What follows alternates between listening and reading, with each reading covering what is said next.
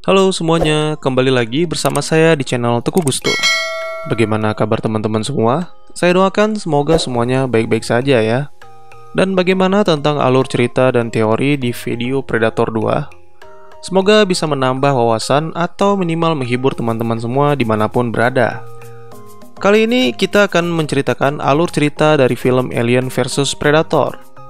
Alien vs Predator atau dikenal juga dengan AVP adalah film aksi fiksi ilmiah tahun 2004 yang ditulis dan disutradarai oleh Paul Anderson dan dibintangi oleh Sanaa Lathan sebagai Alexa Woods, Raoul Bova sebagai Sebastian De Rosa, Lance Henriksen sebagai Charles Bishop Weyland, dan Ewan Bremner sebagai Graham Miller.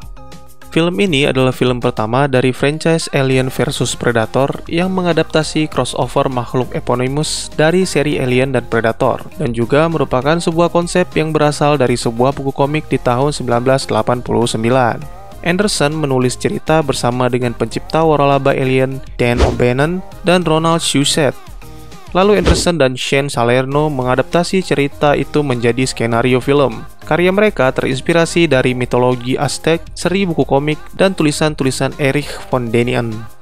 Film ini bercerita tentang para ilmuwan yang terjebak di sebuah pertempuran antara alien dan predator di piramida kuno yang tersembunyi di bawah tanah. Baik, daripada berlama-lama, mari kita langsung ke ceritanya. Scene dimulai dengan sebuah kejadian di Antartika pada tanggal 10 Oktober 1904, tepatnya di sebuah pabrik pengolahan ikan paus.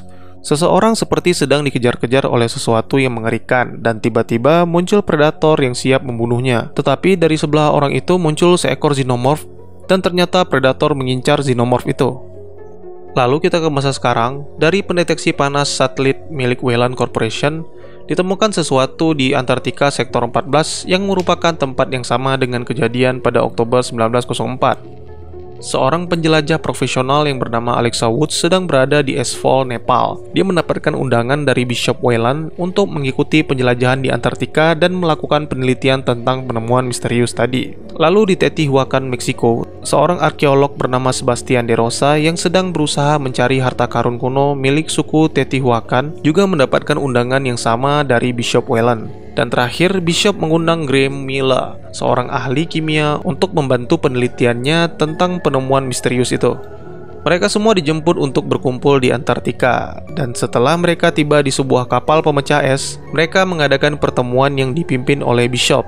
Bishop yang melakukan presentasi tentang penemuannya menjelaskan bahwa satelitnya yang memiliki pendeteksi panas menemukan sesuatu yang besar di Antartika. Dengan menggunakan pemetaan termal, maka dihasilkanlah gambar 3 dimensi yang menggambarkan sebuah bangunan besar dengan bentuk seperti piramida. Tetapi belum bisa dipastikan piramida ini peninggalan siapa. Beberapa ahli dari Weyland Corp mengatakan bahwa berdasarkan bentuknya, piramida ini adalah peninggalan suku Aztec. Ada juga yang mengatakan peninggalan suku Kamboja. Dan ada juga yang mengatakan peninggalan Mesir kuno. De Rosa mengakui kebenaran itu. Piramida ini menggambarkan 3 kebudayaan, yaitu Aztec, Kamboja, dan Mesir.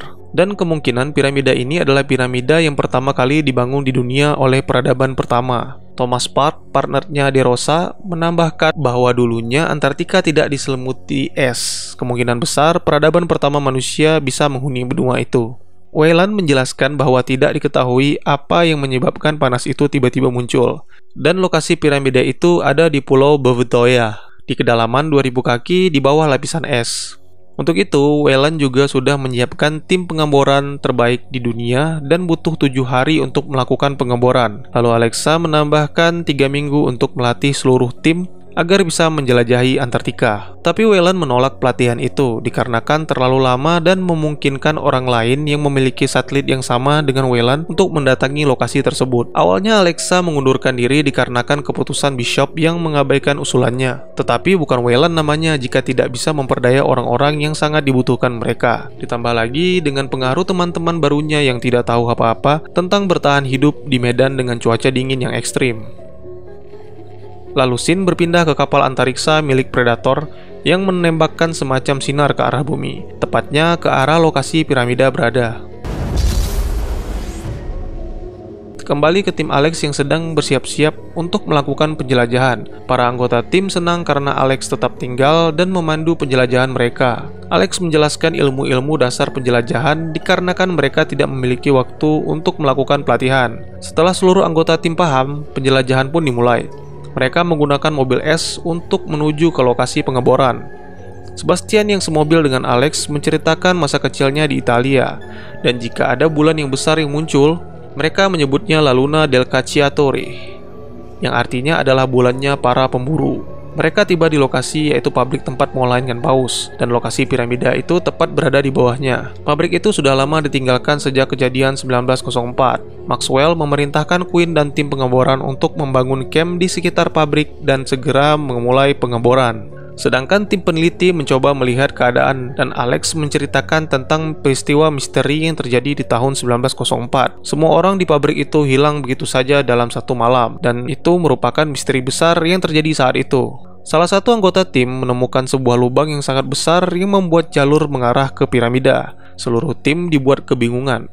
Bagaimana mungkin hanya dalam waktu satu malam tiba-tiba muncul lubang yang sangat rapi dan lurus? Jika diperhatikan kembali, arah lubang itu berasal dari langit. Yap, tidak salah lagi, sepertinya sinar yang ditembakkan oleh kapal antariksa milik Predator yang menyebabkan lubang besar ini. Bishop memerintahkan seluruh tim untuk melakukan persiapan menuju ke piramida lewat lubang besar itu, untuk mencari tahu apakah benar sudah ada tim yang mendahului mereka sekaligus melanjutkan penelitian. Ketika mereka sedang melakukan persiapan, tiba-tiba di sebuah mobil, Alex menemukan Bishop yang sedang terbatuk-batuk dikarenakan sakit, dan kelihatan tubuhnya tidak tahan dengan cuaca ekstrim ini. Alex menyarankan agar Bishop tidak ikut turun ke piramida dan berjanji akan memberikan laporan tiap jamnya. Tetapi dia menolak karena memang keinginannya untuk melihat langsung piramida itu, dan kejadian ini akan dicatat sebagai sejarah besar dalam hidupnya. Persiapan telah selesai dan seluruh anggota tim ekspedisi turun ke piramida melewati lubang besar itu. Lalu tiba-tiba badai datang dan alat yang digunakan mengalami gangguan. Hal ini menyebabkan kabel pengait Bishop terlepas dan hampir saja dia jatuh ke dalam lubang itu. Beruntung Alex yang sudah berpengalaman dalam hal ini dengan sigap menangkap Bishop. Ternyata penyebab dari badai itu adalah kapal antariksa milik Predator yang lewat di area itu dan menurunkan 3 kapsul yang berisi para Predator. Kapal itu tidak terlihat karena sedang dalam mode stealth, sama seperti mode kamuflasenya Predator. Di dasar lubang, para tim ekspedisi tidak menemukan apapun. Tak ada tanda-tanda bahwa pernah ada tim lain yang sampai ke lokasi ini sebelumnya. Setelah mereka menyalakan cahaya, barulah wujud asli piramida itu terlihat dan membuat seluruh anggota tim tercengang. Ternyata piramida itu benar-benar ada. Congratulations, Mr. Whalen. Di dalam piramida, mereka melihat banyak ukiran dinding dan simbol-simbol yang menggambarkan pertarungan alien dan predator. Tentu saja mereka masih belum mengetahui hal ini. Seorang anggota tim menginjak tombol yang ditanamkan pada lantai. Tombol itu adalah tombol untuk mengaktifkan alat pemanas pada bagian dasar piramida. Di dasar piramida ada seekor ratu alien yang dibekukan. Lalu mereka menemukan sebuah simbol yang merupakan tulisan bahasa Mesir, Aztec, dan Kamboja kuno. Hal ini membuktikan bahwa pernyataan De Rosa sebelumnya tentang piramida ini menggambarkan 3 kebudayaan sekaligus itu adalah benar. De Rosa dan Thomas mencoba menerjemahkan tulisan itu yang artinya hanya orang-orang yang terpilihlah yang boleh masuk. Di pabrik ikan paus, seluruh anggota tim pengeboran dibantai dengan sadis oleh 3 predator. Mungkin pembantaian ini adalah sebagai pemanasan sebelum mereka memulai perburuan. Kita kembali lagi ke tim ekspedisi. Mereka menemukan ruangan yang di dalamnya ada tubuh mayat manusia yang sudah mengering. De Rosa menjelaskan bahwa kemungkinan ruangan itu adalah ruangan pengorbanan. Budaya ini sama dengan budaya Mesir dan Aztec. Jadi siapapun yang membangun piramida ini berarti mereka meyakini ritual pengorbanan. Kemungkinan yang terpilihlah yang diletakkan di atas batu ini dan dijadikan tumbal. Pada mayat itu tidak ditemukan tali atau rantai yang mengikatnya. Artinya mereka melakukan ini dengan sukarela, dan kemungkinan mereka menganggap suatu kehormatan menjadi tumbal pada ritual ini untuk menyerahkan tubuh mereka kepada sang dewa. Pada dinding ruangan itu terdapat tengkorak-tengkorak dan Grimm mencoba mengambil salah satu tengkorak tersebut. Grimm takjub melihat tengkorak dan tulang belakang manusia dicabut dengan bersih tanpa ada sisa tulang rusuk dan bahu yang menempel. Seni pemotongan yang sangat sempurna. Seperti yang kita ketahui, predator memang sangat ahli dalam melakukan hal ini, dikarenakan mereka memang pengoleksi tulang-tulang hasil buruannya. Lalu terdengar seperti suara raungan hewan. tetapi Graham menganggap suara itu merupakan suara angin yang melewati sela-sela ruangan pada piramida. Tidak ada yang mengetahui bahwa sesuatu yang besar dan jahat menunggu mereka di bawah sana, serta telur-telur yang siap menetas. Tiba-tiba sebuah benda jatuh dari dinding itu dan mengagetkan mereka. DeRosa melihat bentuknya seperti kalajengking, tetapi Alexa membantah hal itu karena tidak mungkin kalajengking bisa hidup dengan suhu dingin seperti ini. Thomas mencoba meneliti mayat-mayat yang menjadi tumbal, dan dia mengira bahwa jantung-jantung pada mayat itu diambil untuk diserahkan kepada dewa. Tetapi jika dilihat dari bagian tubuh yang berlubang, tidak sesuai dengan letak jantung. Lagi pula, terlihat bentuk lubang pada tubuh dan tulangnya terlepas keluar. Bisa disimpulkan tubuh mayat itu dilubangi dari dalam. Bishop memerintahkan untuk membagi tim menjadi dua untuk turun ke lantai bawah dan tim sisanya menunggu di ruangan pengorbanan. Di lantai bawah, Alexa menemukan sebuah peti yang dikunci menggunakan kombinasi simbol-simbol kuno. Tidak terlalu sulit bagi DeRosa untuk membuka kunci peti itu, dikarenakan dia sudah memahami bahasa-bahasa kuno. Kombinasi kunci itu berupa tanggal yang menunjukkan tanggal di hari yang sama 1000 tahun yang lalu. Dan ketika DeRosa memasukkan tanggal di hari yang sama, yaitu 10 Oktober 2004, maka terbukalah peti itu. Tidak ada yang mengetahui alat apa yang ditemukan di dalam peti itu termasuk para ahli. Dikarenakan keadaan Bishop yang sudah semakin parah, Alexa memutuskan untuk istirahat di camp dan akan melakukan penelitian kembali esok hari. Walaupun keputusan itu ditolak oleh Maxwell, tetapi Bishop setuju dengan Alexa dan memerintahkan Maxwell untuk membawa alat misterius itu. Lalu tiba-tiba ketika alat itu diangkat, petinya tertutup dan sesuatu terjadi di ruangan itu. Seluruh ruangan di piramid itu bergerak, dinding dan lantai-lantai pun bergeseran. Bahkan pintu masuk mereka pun tertutup. Di ruangan atas pun terjadi hal yang sama, semua pintu keluar tertutup dan tiba-tiba di batu persembahan muncul sebuah telur yang sudah tidak asing lagi bagi kita semua. Ketika telur itu mendeteksi makhluk hidup yang bisa dijadikan inang, larvanya langsung melompat keluar dan menyerang seluruh anggota tim. Suara teriakan dari lantai atas membuat tim yang berada di bawah panik, dan Alex memutuskan menuruni satu-satunya jalan yang terbuka setelah semua pintu tertutup. Graham menjelaskan bahwa piramida ini bergerak pasti menggunakan energi, dan itulah sumber panas yang dideteksi oleh satelit Weyland. Pasti ada yang menyalakan sumber energinya. Di lantai atas, Rosu terbangun, dan dia terkejut melihat seekor makhluk yang sepertinya sudah mati berada di sampingnya. Lalu dia pun melihat anggota tim yang lain juga ditempeli makhluk yang sama di wajah mereka. Tiba-tiba dia merasakan sesak di bagian dadanya dan muncullah bayi xenomorph. Di tempat lain, 3 predator yang berhasil masuk ke piramida sampai di ruangan peti, dan sepertinya mereka mencari 3 alat yang dibawa oleh Maxwell.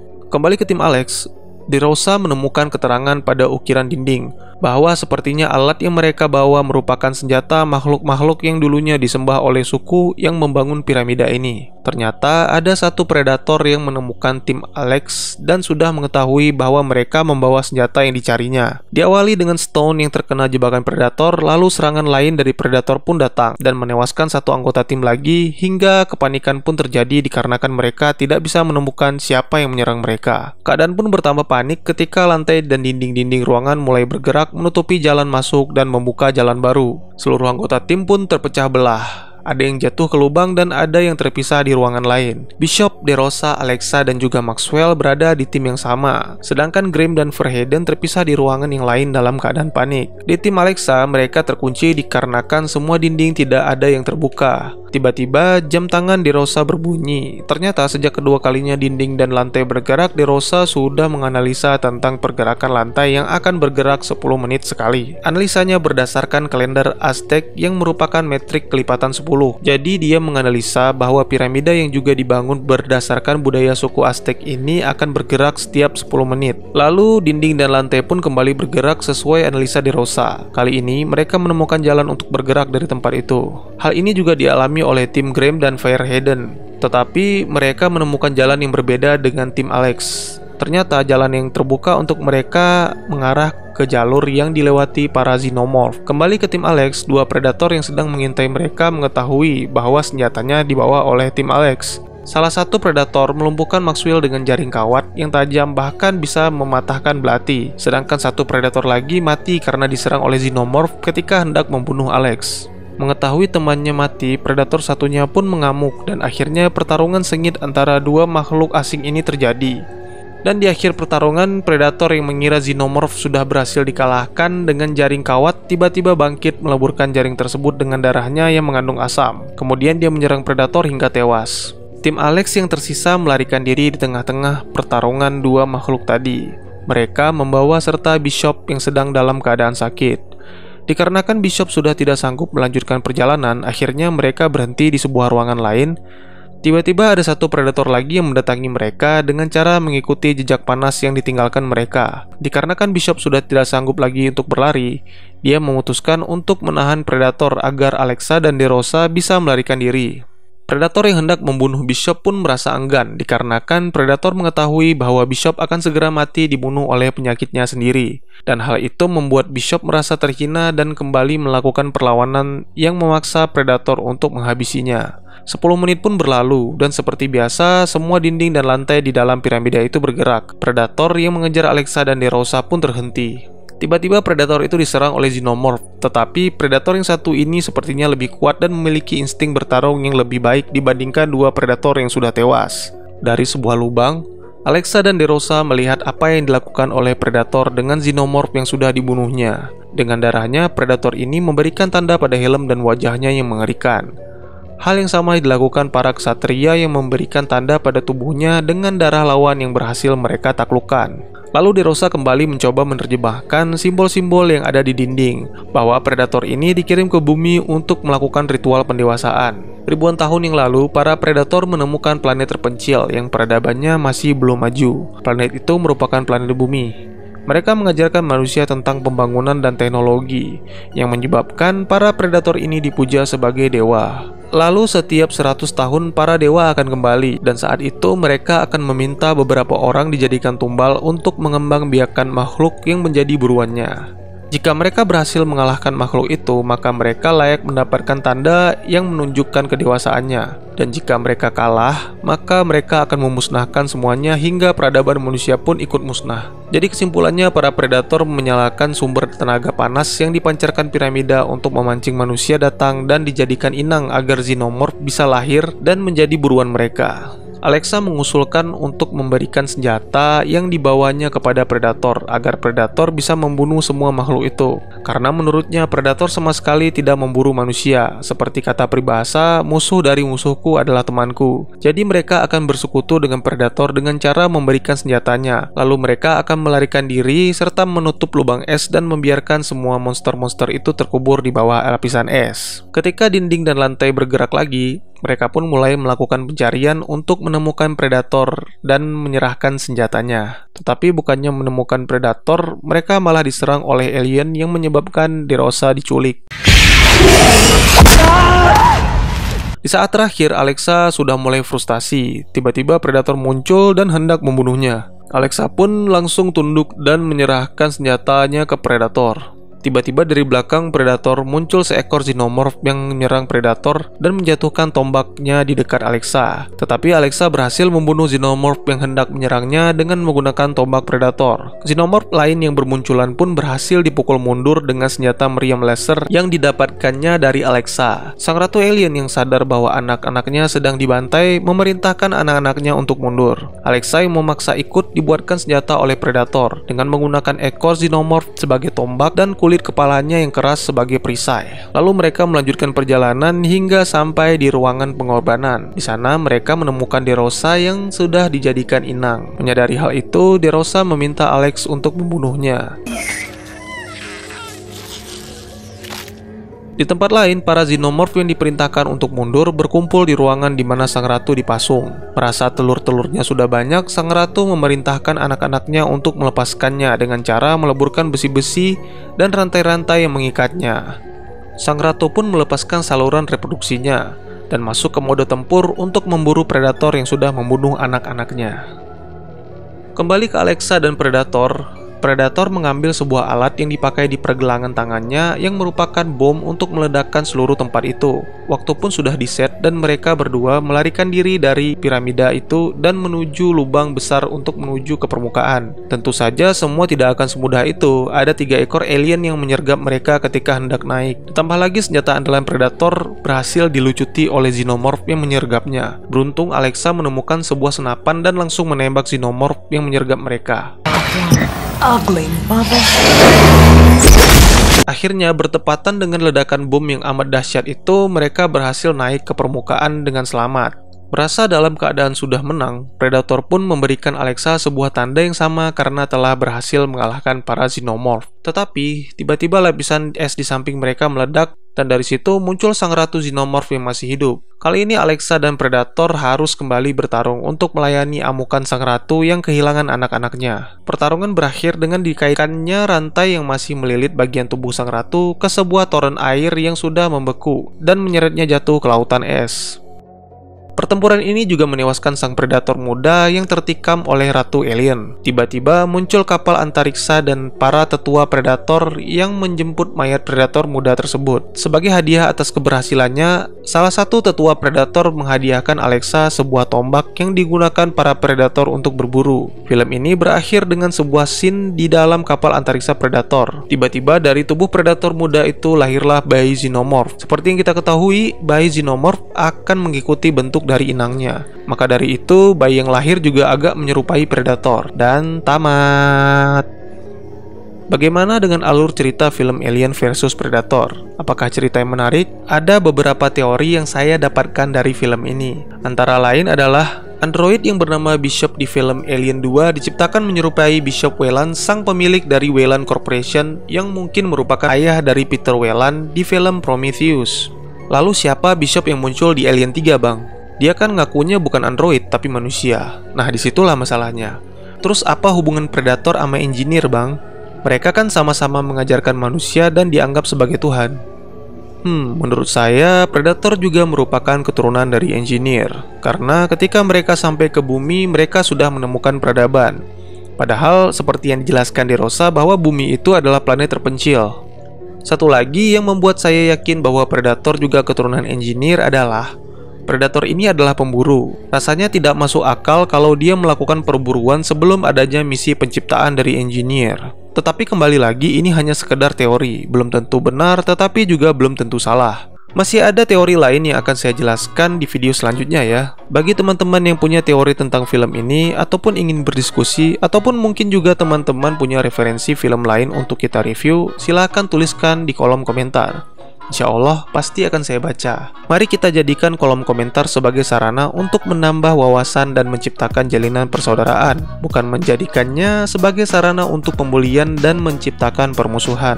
Baik, sekian dulu videonya dan dukung terus channel ini dengan cara share, like, dan subscribe, karena dukungan kalian sangat berharga bagi saya demi perkembangan channel ini. Saya Gusto, sampai jumpa di video selanjutnya. Dadah!